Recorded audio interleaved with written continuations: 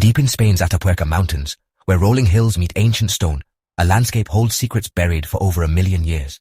These mountains, shrouded in mist and legend, have long been a magnet for those seeking to understand the origins of humanity. The Cima del Elefante cave is a place where time is unearthed layer by layer.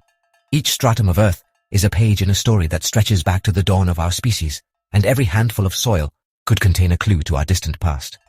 In the summer of 2022, Edgar Téllez, a young graduate student with a passion for prehistory, joined a team of seasoned archaeologists. For Edgar, it was a dream come true, a chance to contribute to a site renowned for its remarkable discoveries. The days began before sunrise, with the team gathering their tools and reviewing excavation plans. The air was thick with anticipation, as every dig held the promise of something extraordinary. On his very first dig, Edgar's careful eyes caught a glimpse of something unusual. A fragment, mud-caked, curved, and unmistakably not just another rock. His heart raced as he realized the significance of what he'd found. With steady hands, he began to free the object from its stony cradle. Bit by bit, the shape of a hominin maxilla, the upper jawbone, emerged, ancient teeth still rooted in place, preserved through the ages. The team buzzed with excitement, gathering around as Edgar revealed his find. This fossil was found deeper than any previous human remains at the site, hinting at an age beyond 1 million years, perhaps the oldest ever discovered in Western Europe. Rosa Huguet, a senior archaeologist with decades of experience, recalled her initial disbelief. Could it really be human? The possibility sent a ripple of excitement and skepticism through the team. But the evidence was undeniable. The bone structure, the shape of the teeth, and the way it fit with known hominin fossils all pointed to a human ancestor lost to time. It was a moment of awe and wonder. The fossil's journey from cave to lab was just beginning. Carefully packed and transported, it would soon be the focus of months of analysis, debate, and international attention. Nicknamed Pink after Pink Floyd, this fragment was more than just a bone. It was a key to a forgotten chapter of our past. A piece of the puzzle that could change everything we thought we knew about early humans in Europe. It wasn't just another fossil. It was a face from the dawn of humanity in Europe, a silent witness to a world long vanished. The story it would tell promised to challenge old theories, redraw our ancient family tree, and spark new questions about who we are and where we come from. In that moment, as the past reached out through stone and bone, the world of early humans shifted forever, reminding us that discovery is never truly finished, and that every layer of Earth may still hold secrets waiting to be found. At Spain's National Human Evolution Research Center, a quiet sense of anticipation fills the air. Here, in the heart of Burgos, teams of dedicated scientists and archaeologists work tirelessly to unlock the secrets of our distant past, piecing together the story of humanity from fragments left behind in the Earth. Among the many discoveries, the true significance of a fossil known as Pink gradually emerged, captivating the scientific community and igniting global curiosity. Careful cleaning and analysis revealed a remarkably preserved partial midface, cheekbone, nose base, and tooth sockets, features that belonged to one of the very first humans to set foot in Europe. For the first time, researchers could glimpse the contours of a face that had not been seen for over 1 million years. In March 2025, the world learned of Pink through a landmark publication in the prestigious journal Nature. The announcement sent ripples through the scientific world, drawing attention from experts and the public alike. Dated between 1.2 and 1.4 million years old, Pink instantly became the oldest known human facial fossil ever discovered in Western Europe. This extraordinary age pushed back the timeline of human presence on the continent by hundreds of thousands of years. This find shattered previous records and gave a face to the mysterious toolmakers who once roamed the ancient landscapes of Spain. It offered a rare, tangible connection to the people who shaped stone tools and survived in a challenging world. Maria Martinon Torres, Keny's director, called it the earliest human face of Western Europe, a breakthrough that redefined the field of paleoanthropology and inspired a new generation of researchers to look deeper into our origins. Before Pink, our image of Europe's first humans was little more than a blur, an abstract idea without form. Now, for the first time, it had definition, detail, and a story to tell. The fossil's nickname, Pink, quickly stuck.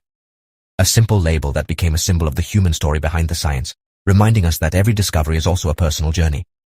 Today, Pink's face stands as a powerful testament to survival, migration, and the enduring resilience of our earliest ancestors, inviting us to imagine the lives, hopes, and challenges of those who came before us.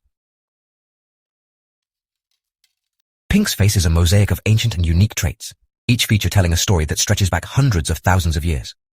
When we look closely, we see a blend of characteristics that both connect Pink to our distant ancestors and set this individual apart as something new.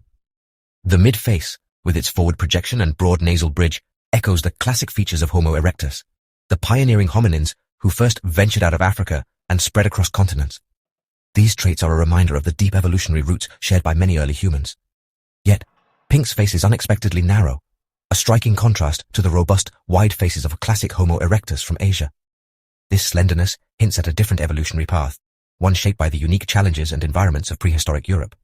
This suggests that Europe's early humans were already evolving along their own path, diverging from their African and Asian relatives. The continent's climate, landscapes, and resources may have driven these populations to adapt in new and unexpected ways. The blend of primitive and more delicate, or gracile features posed a classification puzzle for scientists. Was Pink a late surviving Homo erectus, or something entirely new?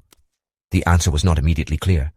To capture this mix of old and new, scientists named the species Homo affinis erectus, affinis meaning having an affinity with, to reflect its close but distinct relationship to Homo erectus. The name acknowledges both the similarities and the subtle but important differences. This careful naming highlights the complexity of human evolution, not a straight line but a branching tree with many offshoots and experiments. Each branch represents populations adapting to their own circumstances, sometimes converging, sometimes diverging. Pink's face tells a story of migration, adaptation, and regional change. It's a living record of how early humans responded to shifting climates, new landscapes, and the challenges of survival far from their origins. As early humans spread across continents, they didn't stay the same. They evolved, shaped by new environments, diets, and ways of life. Each migration brought new pressures and opportunities, driving the emergence of new forms. Pink is more than an individual. It's the face of a population on the verge of becoming something new. This fossil represents a group of people experimenting with new ways of being human, standing at the crossroads of our evolutionary journey. The fossil captures a pivotal moment in the story of human diversity, a snapshot of evolution in action, reminding us that our past is full of unexpected twists and remarkable transformations. To grasp Pink's significance, we must compare it to other key fossils.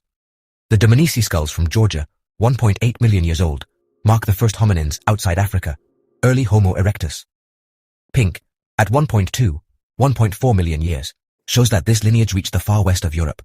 Its narrower face hints at evolutionary changes during the long migration from the Caucasus to Iberia. Compared to Homo antecessor, found nearby and dated to 860,000 years ago, Pink's face is much more primitive. The contrast suggests these were not the same lineage. Two different human types occupied the region at different times. Pink bridges a vast gap in the fossil record, forcing us to rethink the story of Europe's first humans. It's not just a new face, it's a new chapter in our evolutionary album. Dating a million-year-old fossil is a scientific feat. Pink was found in a sediment layer 2 meters below a previously dated 1.1-million-year-old jawbone. Stratigraphy gave the first clue. Deeper means older.